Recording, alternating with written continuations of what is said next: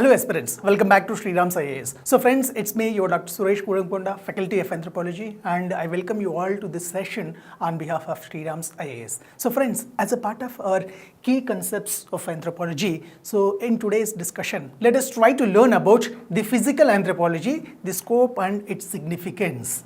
So as we already know and we understand that there were four major fields of study in anthropology. So Franz Boas has given the four-field study of anthropology. So where one branch is known as physical anthropology, the next branch is known as socio-cultural anthropology, and the next branch is known as linguistic anthropology, and the final fourth branch is known as the archaeological anthropology. So friends, in today's discussion, let us take up the first and major important branch, that is physical anthropology. So if we happen to understand it in a systematic fashion, so we have to know its scope and significance. So first, let us try to understand what is physical anthropology. So in a systematic fashion to say, physical anthropology is actually, it's a branch of anthropology. So it is very well known to all of us. So it's a branch of anthropology, so which basically deals with some important aspects. So it's a branch which deals with the biological origin of human beings, biological origins of human beings from their origin to present. From their origin to present. So this is what the branch is all about. So try to understand the basic crux of it. So what does this particular branch deals? It deals with the biological origins of the man or human beings from the past, that is origin to present. So as it is dealing with the various biological aspects, so it is also known as the biological anthropology. It is also known as biological anthropology. So is that it clear for you? So here, when we say from the perspective of the biological anthropology, earlier it used to be called by the name physical anthropology. So now, if you see, so it also deals with some of the genetic aspects. So physical anthropology means the scope will be restricted to only morphological aspects, morphological variations. But if you see from the insights of the physical anthropology, so there we are also covering some important aspects related to human genetics and such things. So that's why it is now it is known as the biological anthropology. So that's one thing. So further, so what does it do or what does it do? So if you see from the perspective of the biological anthropology, so it deals with the biological origin of human beings, then the evolution of human beings and variations in human beings. Variations in human beings. So this is the basic subject matter of biological anthropology. So try to catch the logic here. So origin of human beings and evolution of human beings, then variations. So biological variations of human beings. So that's this subject matter of the physical anthropology or biological anthropology. Now, if we happen to look from the perspective of other important aspect, so Johann Friedrich Blumenbach.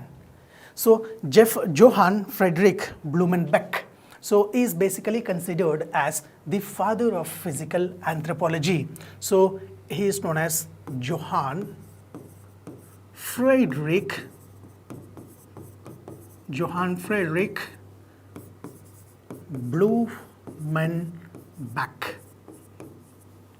So he is regarded as the father of physical anthropology. So why he is regarded as father of physical anthropology and what were his contributions? That is another important aspect. So actually, John Frederick Blumenbach is a German physician and a German anatomist. So as he was anatomist, so he was studying about human anatomy in a systematic fashion. So what J.F. Blumenbach has done is that, so he has significantly contributed to give a systematic account on the racial variations and the systematic classification of human beings. So what he has done, so he contributed systematically in racial variations of human beings and classification. So this was one contribution that he has done. So not only this, he was also an anatomist. So he was systematically studying about the aspects related to craniology. So he has immensely contributed to the concept of study of skulls. So he is concerned with craniometry. So try to remember that. For all his contributions, so J.F. Blumenbach is regarded as the father of physical anthropology. Is that clear for you now? Now, let's go and let's try to understand about the scope of the biological anthropology or physical anthropology. So if we try to understand the scope of physical anthropology, so here, first and foremost thing that we should remember is that we'll be studying various aspects, that is physical aspects.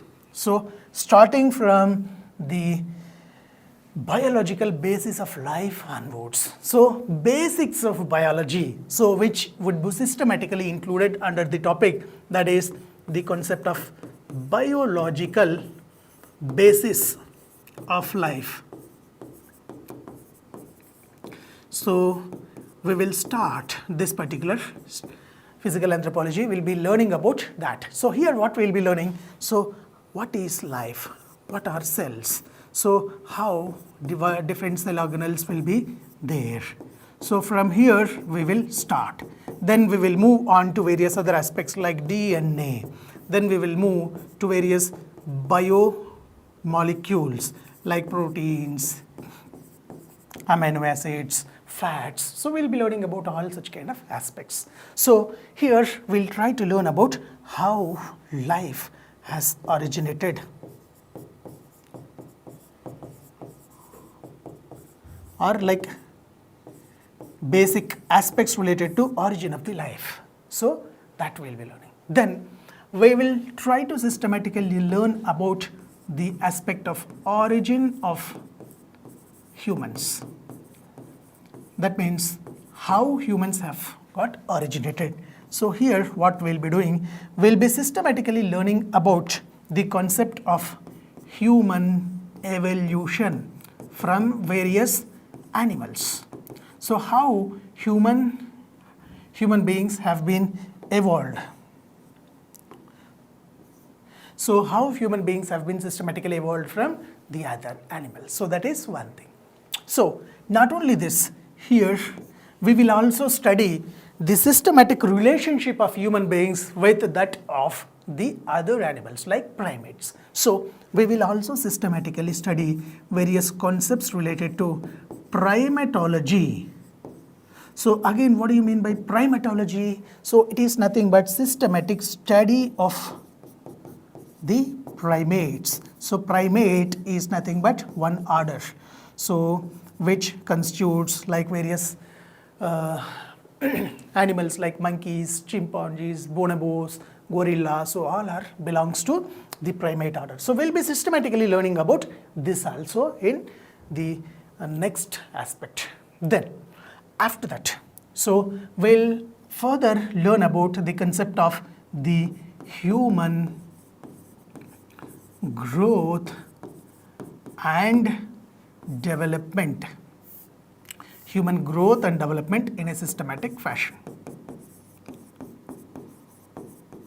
So in the process of human growth and development, so we will learn about various concepts like the concepts of aging, the concepts of senescence, the concepts of, let's say, for example, various stages of growth, then various physics, etc. So that is one thing. So this is one important aspect. Then apart from this, we will also be systematically studying about various aspects related to the human genetics. So this is the key aspect. So here what we'll be reading. So we'll be systematically learning about what are genes. So what are the various aspects related to genetics. So here we will study things related to human genetics. So in the similar fashion, we will also try to learn about the various chromosomes, then chromosomal aberrations, all such kind of things we will study. Okay, so that's one thing. Is that clear? So then, apart from these, so we will also systematically study about the other aspects, like in physical anthropology, we'll further study about how human beings will interact to the ecology. So we'll read it in one branch, ecological anthropology. So adaptations of human beings to the biological adaptations of human beings to ecology. So that is one thing. Then we will also study another aspects like epidemiological anthropology. So here we will systematically study about various various diseases.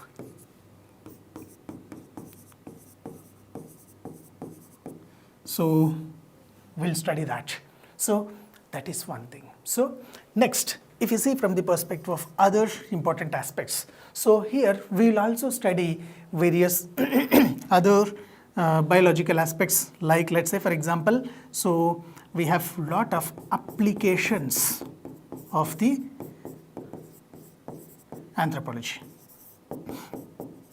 So we will systematically study these applications of anthropology again. So although this is another branch, but mostly we'll be studying about various applications of physical anthropology. So like let's say for example, we have one thing called as sports anthropology. So we will study that here. So what is the criteria of selection of the various people for the sports? Like let's say for example, if there is a tall person with very giant structure, can we select him for skating? No, we won't select. So for skating, we need short and lean personality. So like that. So there is a criteria. So that we'll be studying in sports anthropology. Then we'll have other thing that is known as forensic anthropology. So where in most of the movies you might have saw or you might have learned about the forensic scenes. So how to reconstruct the crime scene. So that's one thing. So here we'll also study some aspects like dermatoglyphics. Dermatoglyphics means so various palm, the things that's image impressions all there. So we'll study all of that. So that is one thing. Then not only this, like this we have so many applications. So the concept of the kind anthropometry, so which we will study, in which we will study how to design the various things for the defense and other areas. So these are all nothing but some of the important aspects that we'll be systematically studying in the physical anthropology. So mostly our focus will be there with respect to the concept of human evolution. So how humans have evolved, what are the various theories of evolution of humans, so that's thing. And then primatology, so what are the characteristics of primates, so how what were the changes that lead to the evolution of human beings in this fashion, so all those things. So then human genetics, so like that. So try to remember all these things. So we'll be systematically learning and we'll be doing that. So this is basically nothing but the scope of the physical anthropology. So here friends, try to remember these basics also. So as it deals with the biological origins of humans from their past, so it is basically known as the biological anthropology. So here origin, evolution and variations. So racial variations are like the physical characteristics or how different human beings have been specialized in different regions. So everything will be systematically understanding and learning here. So that's one thing. So further, remember with respect to Johann Friedrich Blumenbach. So he is the father of physical anthropology. So try to learn more about his contributions to the field. So that's for with respect to the scope and significance of physical anthropology. So friends, so this is what that I wanted to share with you for today. So let's try to wind off today's discussion with this understanding, and we'll meet in another important discussion with another important topic. So till then, take care, goodbye, and it's me, your Dr. Suresh Kuramkunda, signing off. Thank you all of you for watching the video.